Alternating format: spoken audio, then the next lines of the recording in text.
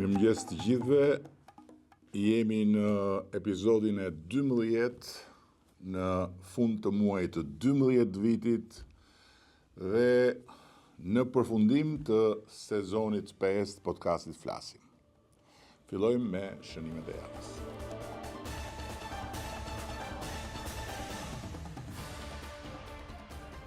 Banka Botërore ka publikuar GovTech Maturity Index 2025, ose e thënë shqip raportin që një herë në 2 a 3 vite vlerëson 197 vende të botës për nivelin e transformimit digital të sektorit publik.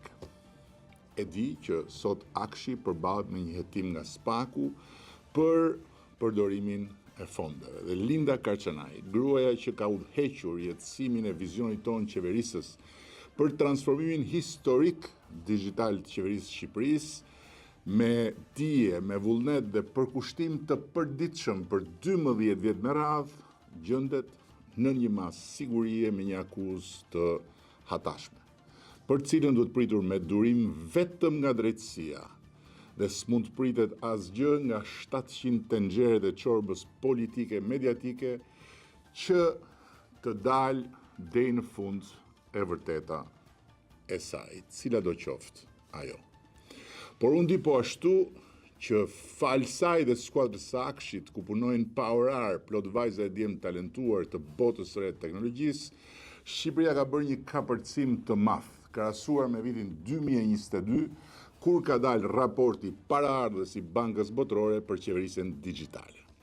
Këtë herë jo vetëm vijojmë të renditemi në grupin A, i quajtur grupi me maturitet të lartë, ku kemi plot 0.939 pik nga 1 që është maksimumi, por fal një rritje të ndjeshme krahasuar me raportin paraardhës ku ishim vetëm 0.752, këtë vit kemi kaluar nga vendi i 68 në vendin e 14.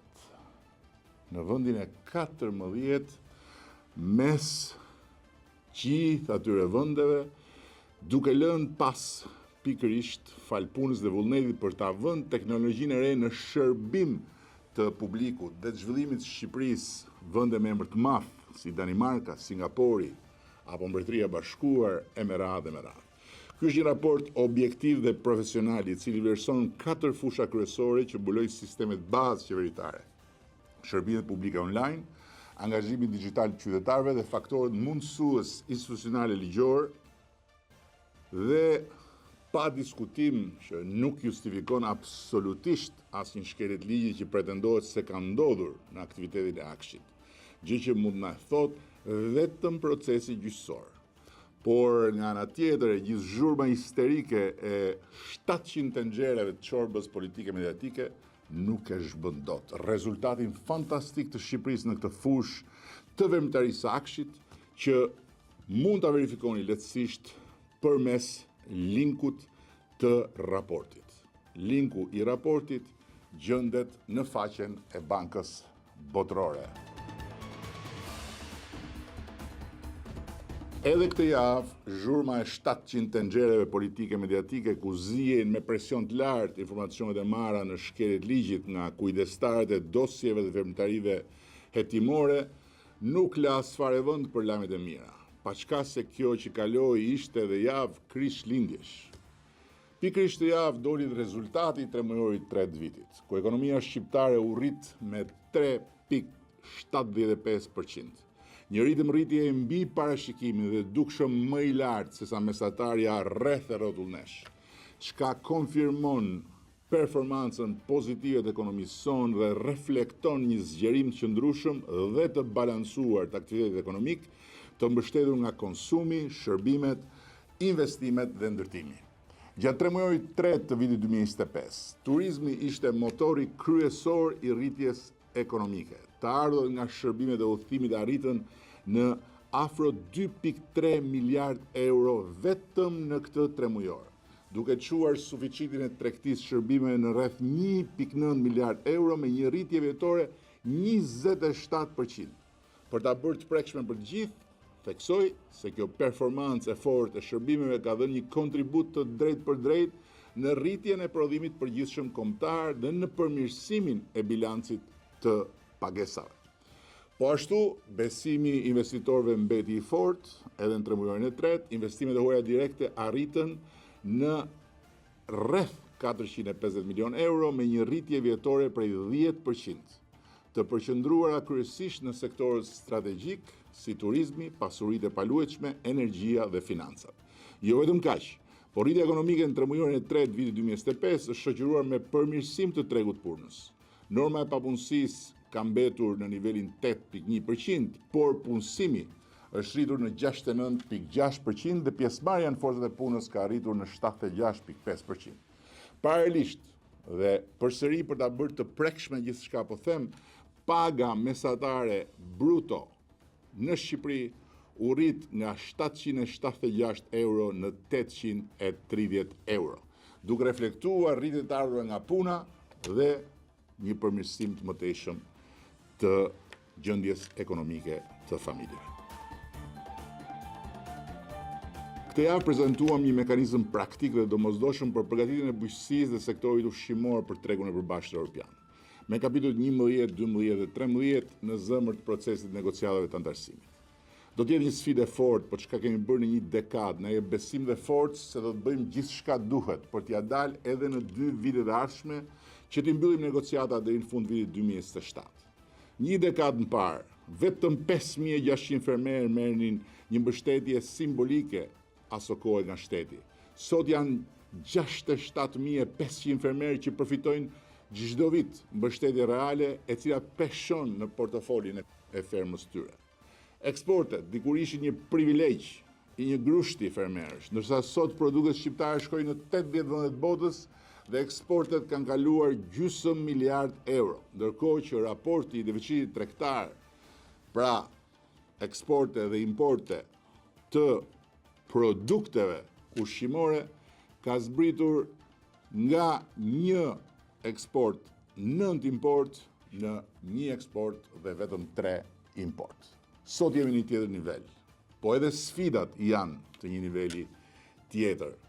Euroagro Albania nuk është një website më shumë, nuk është një faqe më shumë në internet, po është një instrument pune, një udhërrëfyes, hap pas hapi, si burim informacioni për standarde, afate, detyrime konkrete, si dhe një kanal dialogu i hapur për fermerët dhe bizneset në këtë rrugë drejt antarësimit.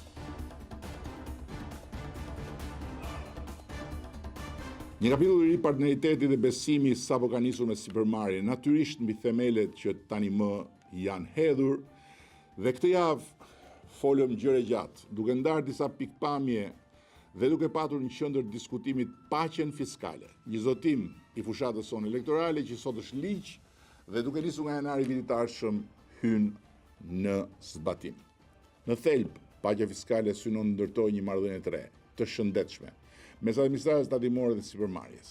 Ajo u jep mundësi ndërmarrjeve që nuk janë në konflikt me ligjin të vetë korrigjojnë deklarimet e të shkuarës, të rikthehen pasqyrat më pashme dhe për çdo korrigjim të paguajnë një tatim fitimi vetëm 5%. Po ashtu marrëveshja mes sipërmarrjes dhe administratës për tavanin e ri të fitimit vjetor, sjell paqe dhe qetësi, shmang çdo inspektim dhe ul barrën burokratike që shpesh peshon më shumë se sa bara fiskale. Nga kjo nisëm presim më shumë formalizim, më shumë energji sipërmarrëse dhe më shumë ndikim direkt në zhvillimin e qëndrueshëm ekonomik të vendit. Çlirimi i të gjitha sipërmarrjeve nga të gjitha gjobat e vjetra, borxhet e vjetra, sipas skedulës së përcaktuar shkon në këtë drejtim. Një nga momentet më frymëzuese të javës ishte mikpritja e jo pak, por 190 maturantëve ekselent nga gjithë Shqipëria, të cilët u nderuan me plot merit me medaljen e artë. Shembujt janë thelbësor për çdo shoqëri dhe medalistët e artë gjimnazit janë forca e një shembulli të shkëlqyer. Janë fëmijë që vinë nga familje me status ndryshëm social. Dhe ndërta ka fëmijë që vinë edhe nga familje që mezi e arrin fundin e muajit. Për shembulli i tyre, na thot të gjithëve se mund të kërkosh dhe të gjesh me plot drejt justifikime për të mos bërë ato që duhet, por kjo botë është e atyre që nuk kërkojnë justifikime, por që ecin përpara për të bërë ato që duhet. Dhe dua t'u uroj nga zemra të gjithë atyre fëmijëve që të rriten kështu, me ambicie dhe pa u dorëzuar kur në rrugën për realizimin e ëndrrës tyre.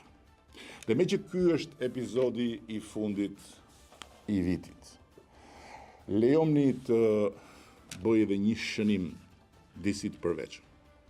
Shqipëria e 700 tenxhereve politike mediatike ku zihen me histeri gjithë llumi i gjysmëvërtetave që janë dhe gënjeshtat më të mëdha, ku linçohen njerëz dhe familje pa asnjë gajle për lloj-lloj arsyesh të mos arsyes, nga gjobat e portalegjinjve tek likësitë e poteregjinjve dhe mllefet e pallavragjinjve, nuk e bund dhe nuk e zbraps dot kurse si Shqipërinë e të gjithë kapitujve të hapur të negociatave për antarësim në Bashkimin Evropian. Shqipërinë turistike me aeroportin kryesor të rajonit që për të disatin vit dhe këtë vit ka lënë mbrapa aeroportin historikisht kryesor në Ballkan, atë të Beogradit. Shqipërinë e transformimit digital dhe të rritjes qëndrueshme ekonomike, ku paga mesatare ka arritur tani më në 830 euro. Shqipërinë e transformimit epokal të infrastrukturës, ku kantiere të reja hapen çdo vit, qoftë për arteret e mëdha të vendit dhe qoftë për ato të vogla. Shqipërinë e sovranitetit energjetik, e cila brenda këtij mandatit 4 do të jetë eksportuese neto energjisë dhe s'do të paguajë më as 100 darkë për të blerë energji jashtë vendit. Shqipërinë e rilindjes industrisë ushtarake, e cila do të mikpres samitin e NATO-s në 2027 dhe do ta mbrojë ditë qiellin me dronët e prodhuar këtu në vendin tonë. Shqipëria 700 tenxhereve politike, mediatike dhe histerike nuk e mund dhe nuk e përul dot as në moralin e luftës kundër korrupsionit, Shqipërinë e reformës në drejtësi, Shqipërinë e pavarësimit drejtësisë nga pushteti politik, Shqipërinë e qeverisur nga forca e pasionit dhe vullnetit shtetëndërtues, ku për herë të parë në histori një parti në pushtet i hap rrugën drejtësisë për të pastruar me fshesën e ligjit dhe oborin deri dje të ndaluar të pushtetit politik, përfshir edhe pjesën e saj në ato obor.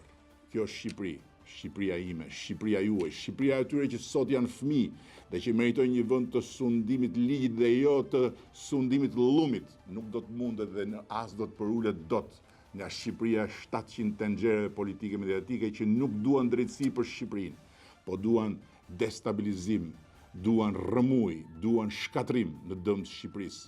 Nuk duan drejtësi me ligj, po hakmarrje me llum. Nuk duan drejtësi, po vetgjyqësi, linçime, poshtrime. Ne do të vazhdojmë të luftojmë për drejtësinë që i ka munguar këtij shteti qysh në linjën e tij 100 e kusur vjet më parë.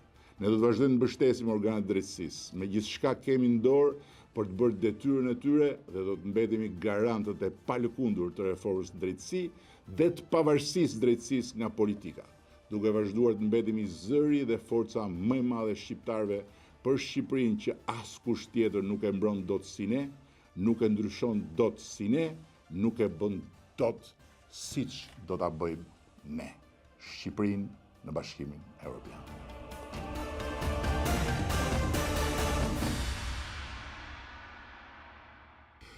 Në episodin e 12 të sezonit 5 të podcastit Flasim, për të mbyllur këtë vit, kam të ftuar 2 azgan, njëri me duar shumë të forta, tjetri me këmbë shumë të shpejta, që të dy përfaqësues të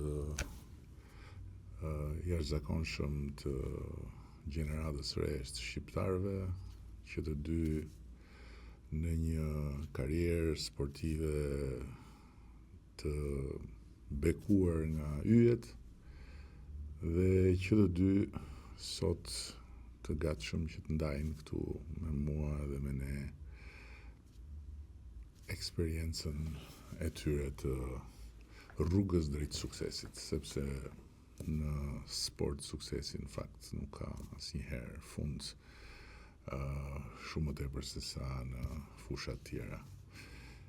Këtu me mua është edhe të dy janë Jurgeni. Shërgjeta. Se më shef me natë. Nuk jemi duke i përshu para se të futemi në ring. Jemi peace. Kështu që mos i shtrëngohet ato krahat se më fut emocione. Edhe Juliani, Jurgeni është kampion bote, boksier profesionist, i mirënjohur për shumë dashamirës të atij sporti, që me thënë drejtën unë nuk e ndjek, por e kam të ngulitur në mendje nga kohë shumë të vjetra, kur në televizionin, në ekranin bardhëzi të televizorit, ky qytet përpiqet të kapte valët e Jugosllavisë, e televizionit Jugoslav, dhe ku në ato dallgët e zhurmusit kam parë të pavdekshmin Cassius Clay ose Muhammad Ali, qoftë me John Fraserin, qoftë me George Foremanin e kështu me radhë. Ndërsa më vonë, kur gjithë beteja erdhi në 3D me ngjyra dhe me goditje që duket sikur i ha veti që ndjek ndeshjen, aty e lash atë sport, se nuk kam fuqi ta ndjek me qef kur tjetri sakatohet në grushta. Ndërkohë që ti jeton vetëm për të rraf. Deri tani kemi ardhur mirë. Deri tani kemi ardhur pa shenja, pa lëndime të mëdha, pa shoqëri zoti. Ndërkohë që Jurgeni vjen nga një zonë e ashpër, po themi, nga Lezhë, Juliani vjen nga një zonë e butë, katonar Tirana si puna ime, nga Petrela. Dhe le ta fillojmë me ku jemi sot. Ku jemi sot, kampion? Si fillim, le të të falenderoj për ftesën dhe të t'jap një dhuratë vogël simbolike që Federata IBO-s, e cila unë shpalla kampion bote para 2 muajsh, ka bërë për ju. Si është kjo puna e Federatës së boksit, se ka lloj-lloj, kush Është Muhammad Aliu te cila federatë ishte? Muhammad Aliu ka qenë në epokën e WBC-s, mos gabrohem. Pastaj u shtuan, sot që flasin kemi 5 federata që janë më kryesorët. Është edhe dedikimi i shkruar aty.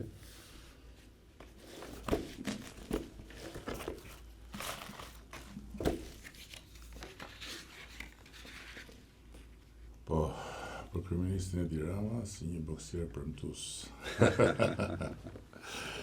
Po, Do thënë drejtën me gjatësinë dhe për masat që ke nuk do ishe... Jo, faleminderit shumë. Shumë nuk më pëlqen me thonë drejtën me grushta. Kam bërë 1-2 herë dhe si kam kujtime të mira nga grushta. Po, kjo është shumë e bukur dhe shumë faleminderit. Bukur këtu ta vëmë. Në E lëmë këtu për momentin, pastaj e marrim dhe e çojmë tek muzeu i dhuratave këtu në kryeministri, që do jetë një dhuratë shumë e bukur. Është një titull që është fituar me shumë mund, shumë sakrificë, siç e the dhe vetë që Muhammad Aliu ishte ke WBC-a. Po.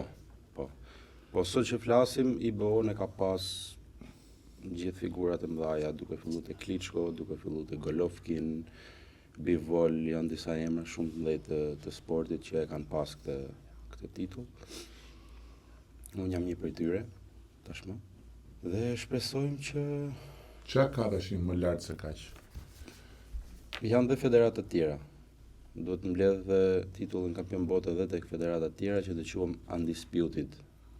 Pse ka disa lloj. Unë jam një ndër kampionat e botës në peshën time. Sot që flasim. Po sa federata të tjera janë në këto? Janë dhe 4.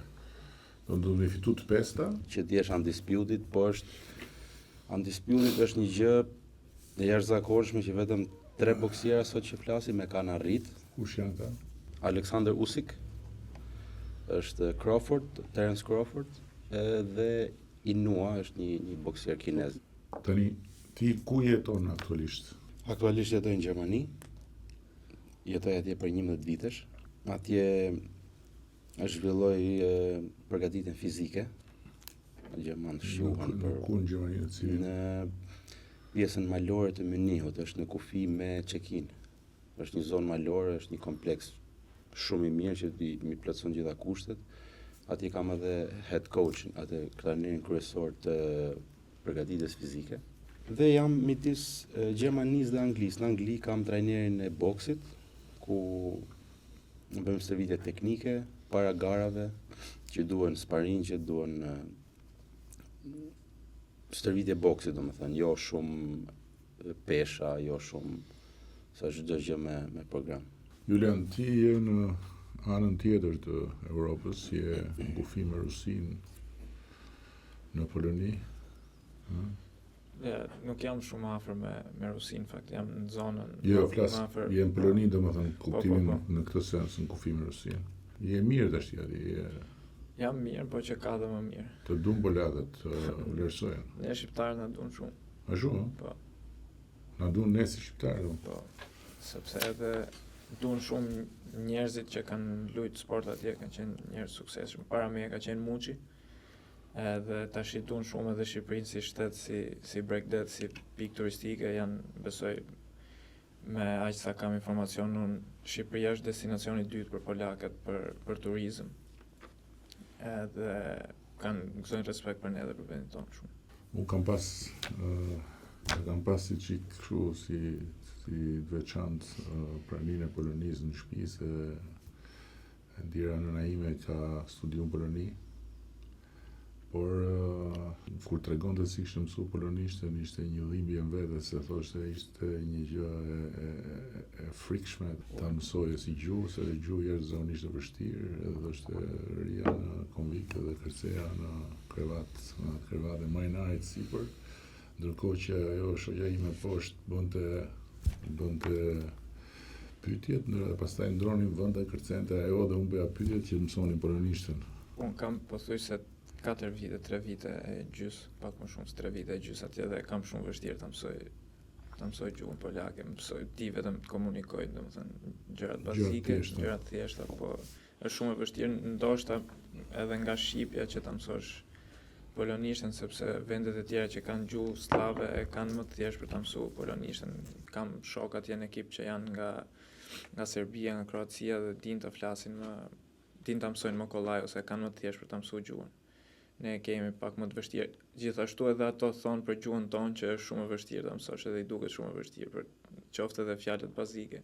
Jona s'është e lehtë, jo. Jona s'është e lehtë. Të dyja janë shumë vështirë. Po si komunikon aty me anglisht? Me anglisht, po. Flasin anglisht gjithë aty. Flasin anglisht. Ka trajnerë që preferojnë të flasin gjuhën polake, po që shqyr zoti të 2 vitet e fundit, 3 vitet e fundit kemi pas gjithashtu trajnerë internacional nga Kroacia, nga Serbia dhe kemi komunikuar në anglisht. Tashti, të kthehemi pak mbrapa në kohë, se është interesant për të mësuar se si ka fillu kjo ngjitje. Domethënë, ta marrim nga momenti kur le lezhën edhe si e zgjodhe rrugën për të vazhduar. Çuditërisht, zakonisht sportistët vinë nga paraardhës, sportistë tjerë, është kulturë sporti. Po unë asnjë pjesëtar të familjes nuk kam pas sportist. Edhe kjo gjë ka qenë pak. Familja jote jeton në Shqipëri apo Po, në Shqipëri. Në Lezhë. Gjithë, midis Lezhës dhe Tiranës. Po ti ke lind në Lezhë në qytet? Unë kam lind në qytet edhe jam rrit në qytet. Se para pak kohësh u shpalla dhe qytetar nderi i Lezhës. Ishte një vlerësim shumë i madh që më bëri vendi im që u linda dhe u rrita. E kam filluar në Lezhë, më kam thënë dhe në intervista tjera që kam qenë pak i shëndetshëm, i shëndosh, dhe u futa për të bë pak. Sa vjeç ishe? 11. Ishte ajo mosha që fillon e merr për Edhe shokët që thoshin bufo. Po, boli edhe po. nuk na pëlqente kjo. Aty fillova, pastaj ishin trajnerat që spikatën talentin, që thanë shiko se ti nuk duhet ta bësh vetëm për shef të gjë, po. Ti hyre boks direkt aty? Po, direkt Po boks. pse boks? Ai nati shokëve që thoshin boli. Po edhe si natyrë pak luftarak, pak fëmijë i hedhur. Pak fëmijë i hedhur. Dhe boksi, aty te boksi gjeta edhe veten, domethënë. Po që me kalimin e kohës është komplet e kundërta. Boksi është një sport që të disiplinon edhe të bën të jep një kulturë që nuk ta jep çdo lloj sporti. Sa kohë vazhdoi Lezhë? Në Lezhë ishte vetëm hapi i parë 2 muaj. 2 muaj. Pastaj shkaku bëra edhe unë që të iknim në Tiranë dhe për shkollë dhe për një stërvitje më profesionale për sa i përket sportit. Edhe sa vite vazhdoi në Shqipëri kjo punë? Në Shqipëri diku tek 6-7 vite. Domethënë ti je qenë 17 vjeç kur ike pastaj. Po, 17 vjeç kam ikë në Gjermani. Po deri në moshën 17 vjeç sa neta në Shqipëri u bëra pjesë e ekipit kombëtar. Kam marrë medalje për Shqipërinë, kampionat evropian, kampionat botëror, 2 medalje rresht, domethënë nga njëri vit në tjetrin, 2 medalje bronzi. Dhe mbylla me medalje ari në një turnament që ishin shtetet më të forta të botës aso kohë, Uzbekistani, Ukraina, bëra ndeshje me gjithë këto dhe arrita të dal vend parë. Aty pastaj ishte momenti që vendosa duhet vazhdoj të ri këtu, të jemi kënaqur me këto që kam këtu, apo dua akoma më shumë. Pam Gjermaninë aso kohë si opsion, ka pas shkollë boksi shumë të mirë, pavarësisht se sot që flasim ka rënë pak në Gjermani dhe ka lulëzuar në Londër dhe në Amerikë është për momentin shumë. Dhe në Gjermani më shkrova kontratë me një ndër klubet më prestigjioze të Gjermanisë në atë kohë. Zhvillova një karrierë për 15 ndeshjesh atje. Pastaj ashtu siç mora vendimin në Shqipëri. Fitove të gjitha? Po. Në 2018 për herë të fundit kam bërë ndeshje në Shqipëri me gjermanët, erdha bëra një aktivitet, besoj ka qenë aktiviteti i parë i boksit profesionist që është zhvilluar në Shqipëri. Dhe nga atëherë nuk kam marrë më pjesë në Shqipëri. Dhe them drejtën më mungon dhe shumë shpejt besoj që mbrojtjen e titullit po mendojmë me ekipin në Angli që të bëjmë një diçka të madhe këtu. Julian, po ti si zbrite nga Petrela në Tiranë, nga Tirana unë gjithë pastaj në botë? Unë kam nisë futbollin kur kam qenë 8 vjeç, në fakt. Atëherë si çdo fëmijë i vogël që lunte në ato fushat e Petrelës ku kam luajtur. Një shok i babit atëherë pa që kisha ca gjëra të mira për futbollin, edhe tha që pse jo mos ta vazhdoj si sport. Edhe e kam vazhduar atëherë për herë të parë te fushat e Alidemit, kanë qenë ato kalçetot e vogla aty në Alidem. Aty e kam nisë për herë të parë kur kam qenë 8 vjeç, pastaj kështu i kam ndru pothuajse jo çdo vit, por shumë shpesh të ekipet kur janë moshë të vogël, se kur fillojë kalojnë ato vitet, kërkon gjëra të tjera, kërkon që të përmirësosh edhe shef ku janë to trajnerët më të mirë të grup moshave që ti të shkosh atje të përmirësohesh më shumë. Pastaj kam kaluar te fushat e zeza këtu te qyteti studentit, ka qenë fushat aty mbrapa, e pastaj kam shkuar te klubi te Akademia e Tiranës, pastaj për një vit te Partizani edhe te Akademia Internacionalit. Atje e kam mbyll pjesën e moshave. Pastaj ka qenë se për çdo futbollist është ajo periudha nga 17-18 po them kur karriera jote vazhdon normalisht dhe pa ndonjë boom, po them se ka edhe raste që kur je 15 vjeç, 16 vjeç je shumë i talentuar dhe edhe ka përcen direkt te këto ekipet e parë. Unë si isha ky rasti, isha rasti që isha futbollist normal deri në atë moshë, edhe më shdash që të punoj shumë, them drejtën, si nga ana fizike, si nga çdo aspekt për tu përmirësuar. Edhe më mend që atëherë kam pas bërë edhe 3 stërvitje gjatë një dite. Kam pas shkuar në atletik, shkoja në palestër edhe pastaj te stërvitja e futbollit. Përpos shkollës që ishte normalisht është detyrim që të shkojmë.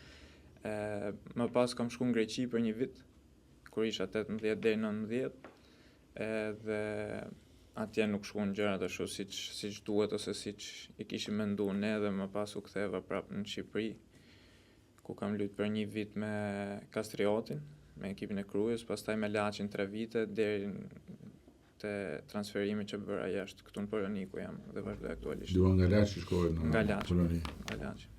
Poloni me ekipin kampion atje apo? Jo, nuk është ekip kampion, por shpresojmë që të bëhemi ekip kampion. Për momentin i kemi kushtet dhe gjitha mundësitë që Sa do t'jeni aty? për momentin jemi në mes tabelës. Në vend 8-9. Larg jemi çik, po kemi mundësi për të qenë më mirë. Kampionati polak është kampionat në atë, si e shoh unë, është pak i nënvlerësuar në Europë. Ka mundësi që të jetë më mirë dhe të bëjë më mirë në arenën, po them, ndërkombëtare, siç janë këto kompeticionet europiane. Janë përmirësuar goxha, po që kanë mundësi të bëjnë më mirë, them drejtën. Ekipi i cilit qytet është? Lodz quhet ekipi, me theks polak është Uj, është afër me... Aty ku ka studiu MMA, ajo ka studiu... Seriozisht? Po, aty në Lodz. Ajo ka studiu stomatologji në Lodz. Okej, është afër Varshavës, rreth një orë. Luxhit është ajo. Po, Lodz ka, mund ta thuash në disa... Ka qenë qyteti i fundit që ka dalë nga komunizmi në Poloni, është pak i prapamet, po them nuk ka atë zhvillimin siç janë qytetet e tjera të mëdha, se është një ndër 6 qytetet më të mëdha në Poloni, po që këto 5-6 vitet e fundit ka pas progres të madh. Ajo thoshte që shkollën e mjekësisë e kishin shumë të fortë, nuk e di a e kanë akoma, po e kishin shumë të fortë atë shkollën e mjekësisë. Atje njihet si qytet industrial më shumë, po që edhe këto tjerat i kanë zhvilluar më goxha. Sa banorë janë? Rreth 700.000. Po qyteti i madh. Po. Edhe ka shtrirë shumë të madhe si qytet, domethënë është. Edhe në hapësirë është goxha i madh. Kur shkojnë në fillim, si të pritën mirë, që në fillim, apo patë vështirësi, si ishte në fillim? Pata pak vështirësi në fillim, se polakët, them drejt, janë i çik njerëz të ftohtë. Në përgjithësi janë ashtu, po... Ftohtë sa ngrohen, pastaj kur ngrohen janë si ne. Kur ngrohen janë si ne. Po që... Kurse ne jemi të nxehtë në fillim, pastaj ftohemi.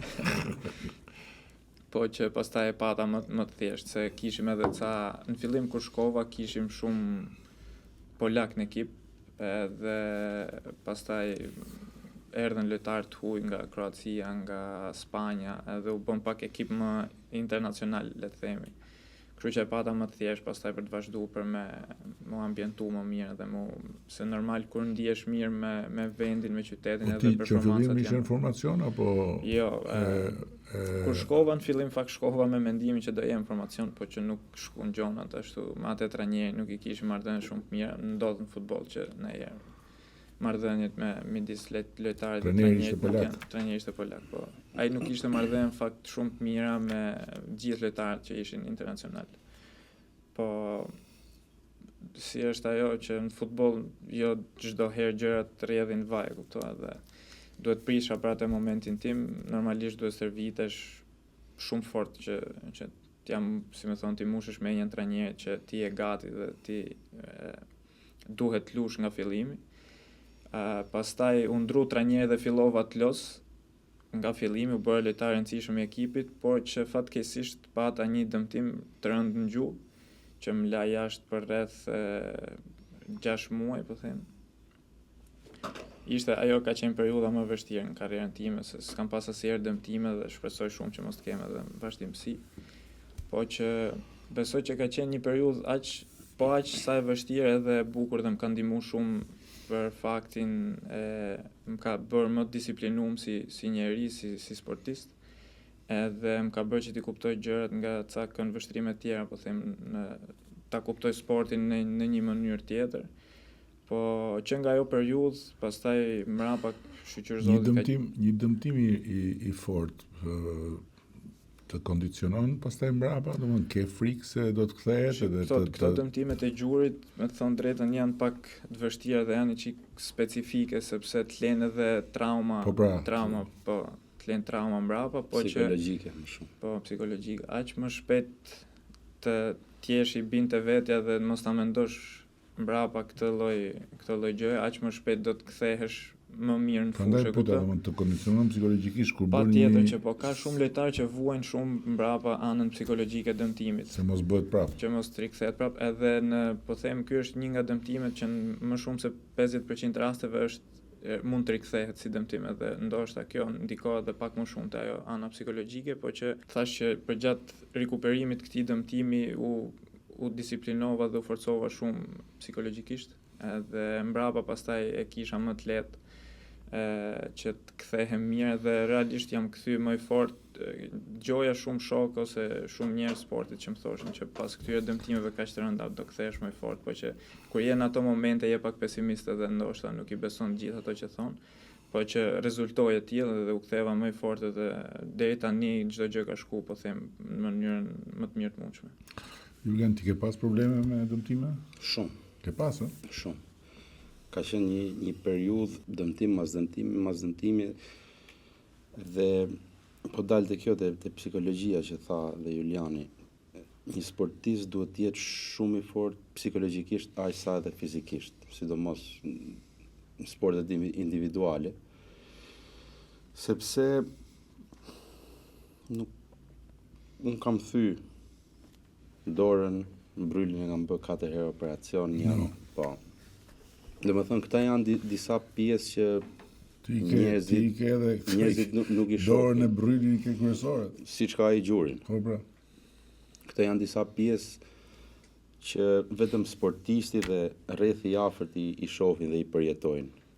Kur dalim ne atje në ring ose këtu në fush, njerëzit shohin vetëm atë 90 minutshin ose atë 12 raundet, edhe po nuk e dinë se çfarë është hequr, çfarë është kaluar për të ardhur deri aty.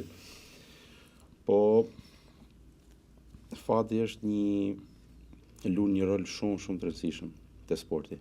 Fati. Ti i beson fatit? Patjetër. Edhe si njeriu edhe punon për ta bërë deri diku fatin e tij, patjetër. Se po s'punove nuk vjen asgjë vetvetiu, po dëmtimet janë. Si beson fatit ti, në çfarë forme? Je besimtar apo? Po, jam shumë besimtar. Je besimtar? Po, besoj në Zot. Beson në Zot. Dhe jam falënderues Zotit për çka ka bërë për mua deri tani. Po si me vështirësitë e këtij rrugtimi, patjetër se pa vështirësi dhe falas nuk jepet asgjë në këtë botë. Unë me këtë parim jam rrit. Si e ke raportin me Zotin? E ke shkon në kish apo? Patjetër. Ikin kish, lutem, mundohem mos t'i bëj tjerëve atë që s'donin tjerët ma bënin mua, jam me këtë parim në jetë. Dhe mundohem t'jem versioni më i mirë i vetes çdo ditë. Në këtë lloj forme kam besimin. Ti beson te fati, Julian? Unë besoj që çdo njeri beson pak te fati, po unë besoj më shumë te puna dhe te disiplina dhe pastaj te fati. Domethënë i besoj më shumë punës, edhe besoj që çdo gjë pastaj me punë shpërblehet. Ajo nuk diskutohet.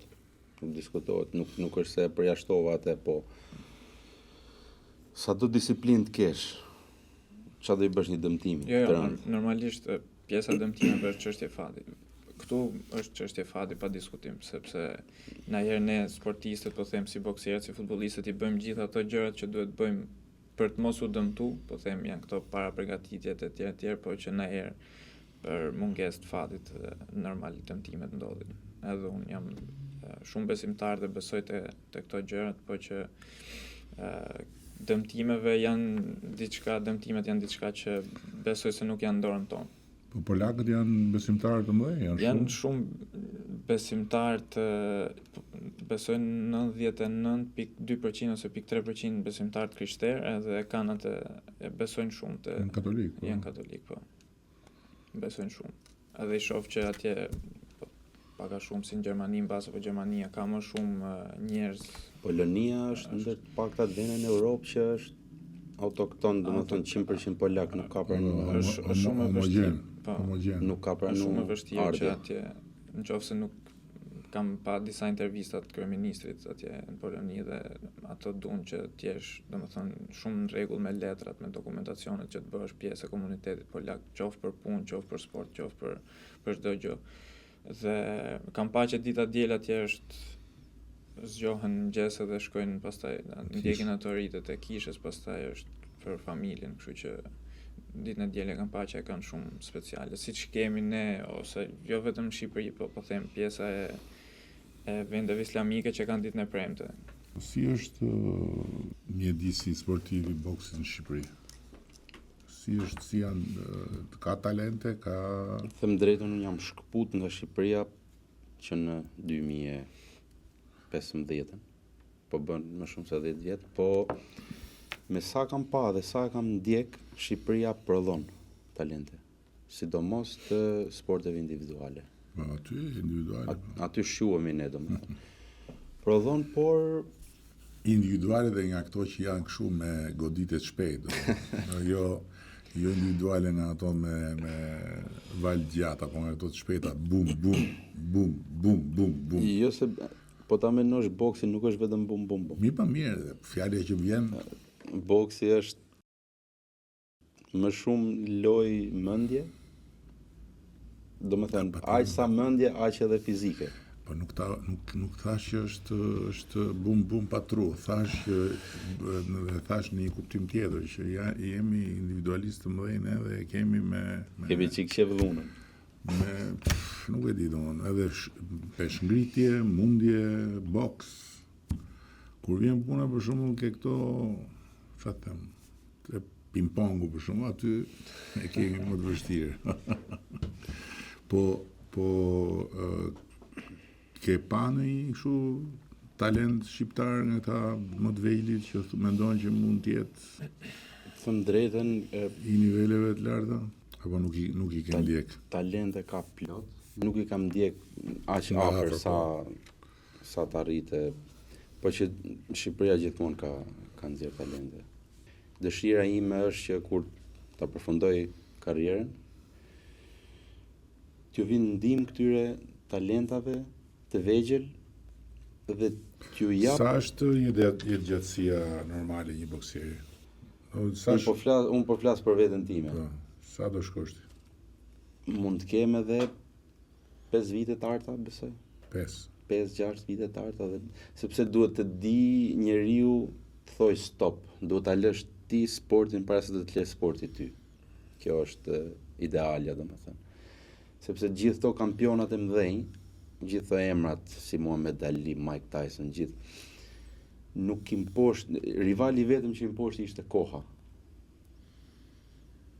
Ata u plakën dhe derisa doli një më i freskët, më i ri, duhet dish ta lësh sportin para se të lësh sporti ty. Kjo është të gjitha këto fusha që janë me kompeticion direkt e kanë këtë gjë, nuk diskutohet. Dalim te mosha ideale është 35. Por nga ana tjetër nuk është e lehtë sepse pasioni është diçka që e ke brenda dhe nuk të ndihmon që të shkëputesh. Po janë disa gjëra tjera më të rëndësishme se pasioni. Duhet shëndeti. Duhet të jesh të tërhiqesh në kohë që të jesh i aftë dhe të shijosh çka ke ndërtuar dhe të shijojnë familjarët, sepse boksi është një sport shumë i rëndë, se truri nuk është bërë për të goditur. Këtë e thot çdo mjek.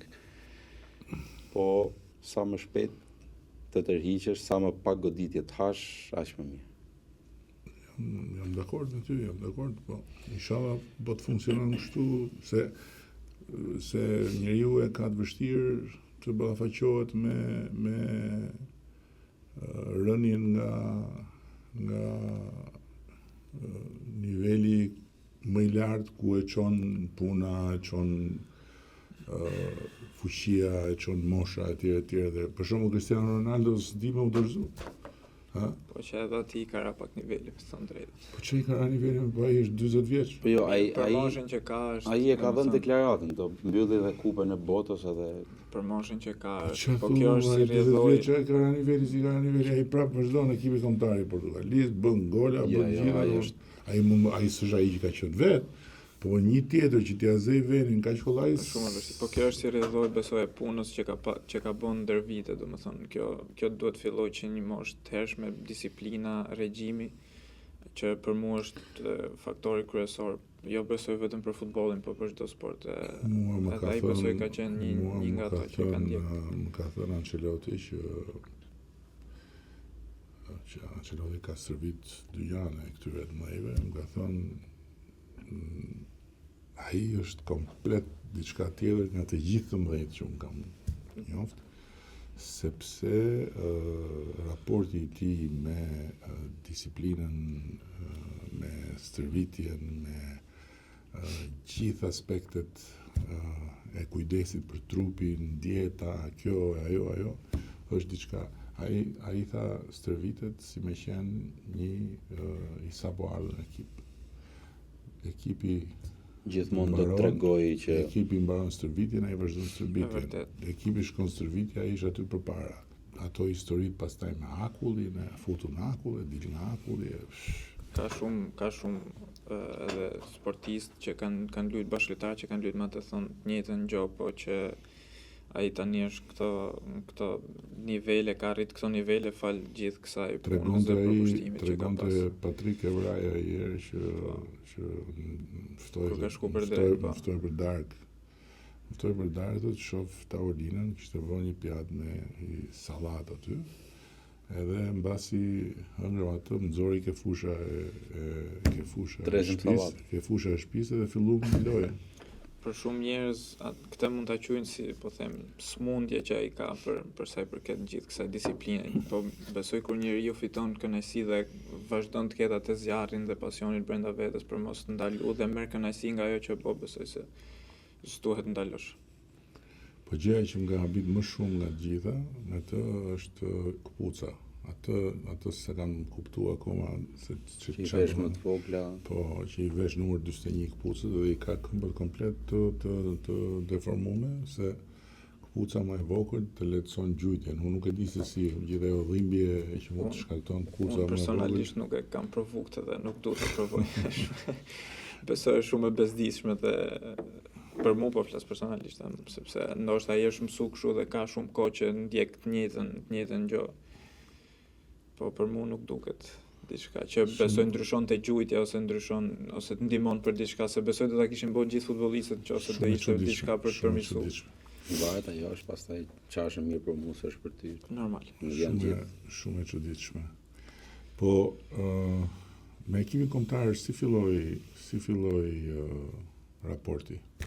Siç thash edhe më përpara që këtë sezon ky për mua ka qenë sezoni më i mirë i karrierës time për nga arritjet ose për nga paraqitjet individuale që kam pas me ekipin dhe si rrjedhoi kësaj besoj që tërhoqi dhe vëmendjen e stafit edhe trajnerëve që janë aty të kombëtar, njerëzve që punojnë për selektimin e futbollistëve ose kush janë futbollistët më në formë për momentin. Edhe ka qenë menaxheri i klubit Baba Musta kur më ka kontaktuar për herë të parë, po ne aty në kombëtare je pjesë e listës madhe fillimisht. Pastaj kur shpallet lista përfundimtare, kërkonte 1-2 javë më mbrapa deri kur dali lista përfundimtare. Dhe them drejtën kisha një ndjesi të brendshme që do isha edhe pjesë e listës përfundimtare, pastaj kur shpall lista, se ne marrim vesh vetëm aty kur shpallet lista.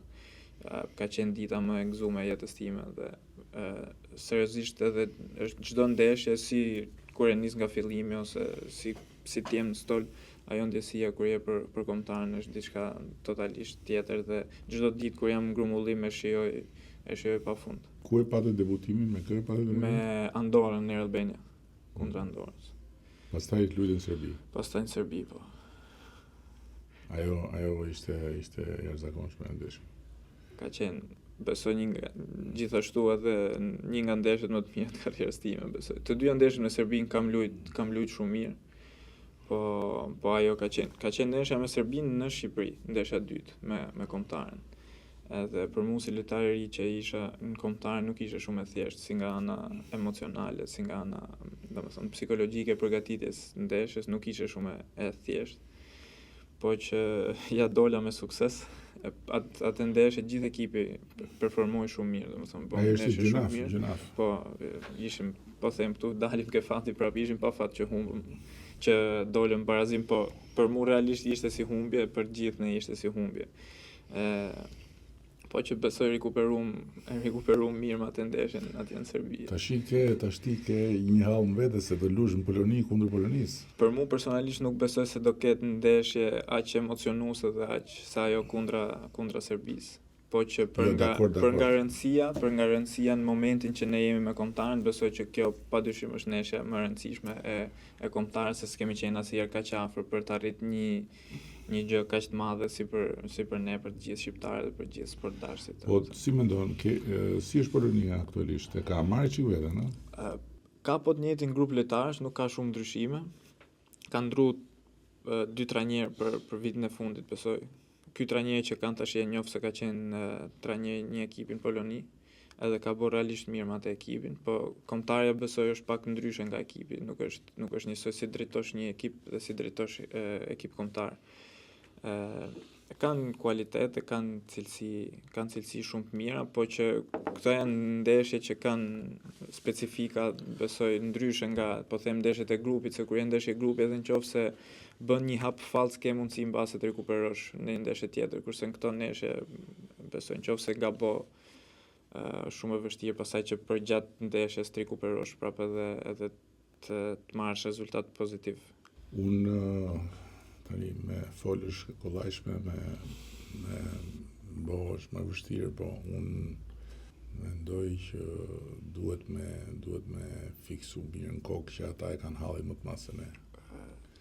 Kjo është kryesorja. Ata janë në një hall më të madh se sa ne dhe ajo stresi për ta është më i lartë se sa për ne, se në fundit ne kemi arrit sidoqoftë një sukses të madh që jemi në këtë fazë, ndërkohë që për ata në shtëpi është halli i madh që me humb. Kjo mund t'i kondicionoj. Unë duke njoft pak, jo shumë, popullin polak, e di që janë njerëz shumë sportdashës, suportues shumë dhe sidomos sportit futbollit, edhe ndjekin pafund kombëtarë, ndjekin pafund futbollin në Poloni, po kur vjen puna te kombëtarë janë pak më, po them, janë pak më agresiv, se presin shumë nga kombëtarja, po e di që atje do kenë suport madh, po nga ana tjetër gjithashtu do kenë edhe presion të madh, dhe dalim te ajo që theti pak më përpara, që ato e ndjejnë presionin dhe trysnin më shumë se sa ne. Edhe shpresoj që kjo të jetë një pikë sado e vogël që na ndihmoj pak neve. Një nga ndeshjet që mund ka ngel mendja se si një situatë e favorshme të kondicionon deri në pikën që të humbësh, është finalja e Bayernit me Chelsea. Nuk e di a e ke parasysh. I kam pa të gjitha finalet, po. Disa tani nuk e di sa u bën vite, po u luajt në Munich, stadiumin e vet. Chelsea konsideroi një skuadër, Chelsea bile pati probleme me trajnerët, ndroi trajnerët dhe përfundoi Di Matteo që ishte zëvendës, përfundoi trajner etj. Edhe në fund fare humbi Bayernin. Humbi me penallti. Kështu që kondicionimi ose për shembull kondicionimi i Barcelonës me Interin, ose ka pas plot raste kur ti e ke gjitha në letër në favor. Shqipëria, ekip i mirë, po Shqipëri, nuk është Franca. Vjen në Poloni, gjithë atë stadiumin, unë kam qenë aty se ka i stadiumi madh se u bë NATO aty, ai stadium që s'maron. Po, stadiumi i bukur. Ai i Varshavës, vjen aty stadiumi plot, ata komplet zjarr. Dhe futbolli është futboll.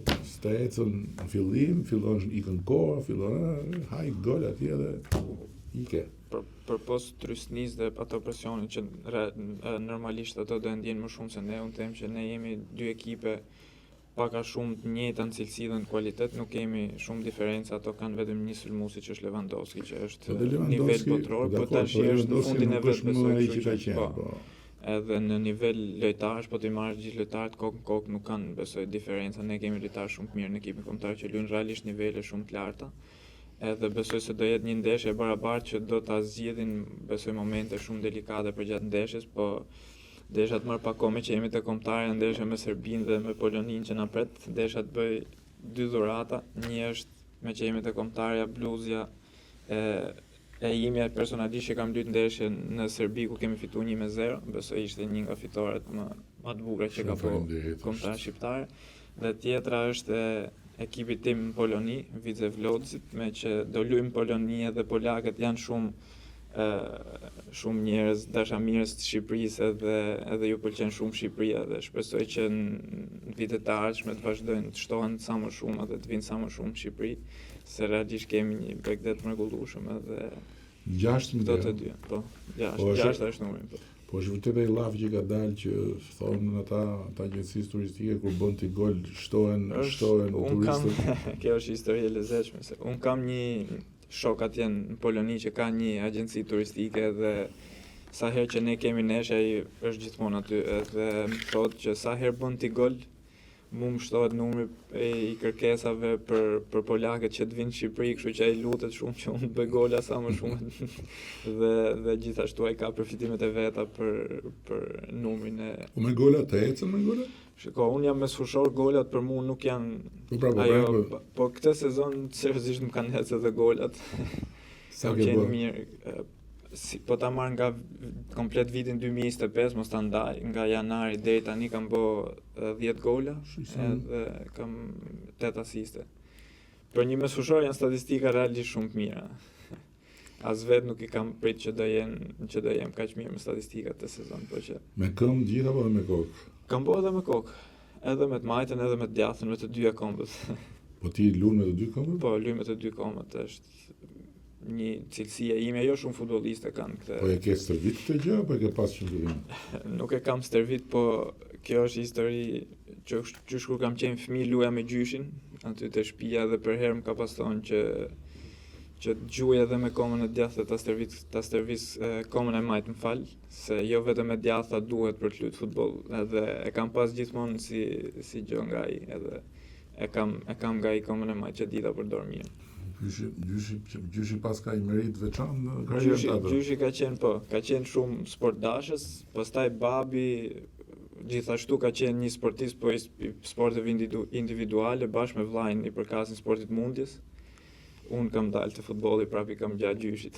Ai ka pas qenë futboll. Ke ndjek sport. Po, kemi qenë familje sportistësh. Tani në mbyllje duke qenë se është epizodi i fundit edhe viti i ri është pranë, do ju lë të bëni një urim për si t'ju vi, domethënë uroni këtë doni edhe uroni çfarë doni. Çfarë urimi ke ti për vitin e ri? Qoftë 2026 një vit sa më i mbar. Ju uroj gjithë besimtarëve katolik gëzuar Krishtlindjet që kaluan. Edhe 2026 qoftë një vit plot harmoni, begati, plot dashuri, lumturi për gjithë shqiptarët e familjet e tyre. Ti si e ke urimin? Unë po e lidh pak me sportin e me kombëtarën urimin.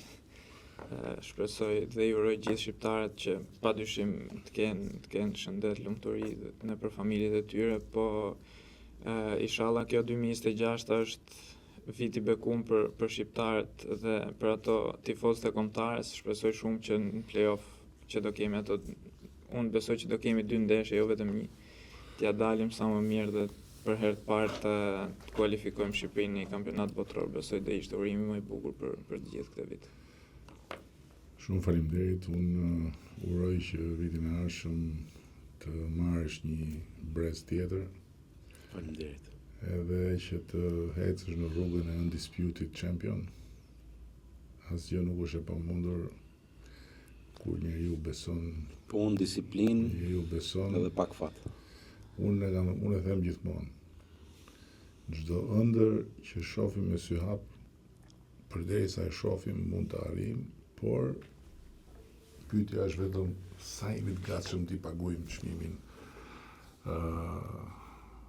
madhësisë që ka ëndra, sepse sa më e madhe ëndra, aq më i lartë çmimi për t'u paguar i sakrificave, i betejave, dhe uroj për ty që të përmbushet dëshira ty edhe gjithë çunat e kombëtarës, pash që sot erdhe me bashkëvuajtsen, uroj që të keni lumturi, të keni shëndet familjarisht edhe për familjen tënde. Shumë faleminderit. Edhe për të gjithë shqiptarët, të gjithë ata që na ndjekin, ata që s'na ndjekin, uroj bashkë me dy kampionët këtu një 2026 me shëndet, paqe edhe çdo gjë që ju do zemra për vete dhe për dashurit tuaj.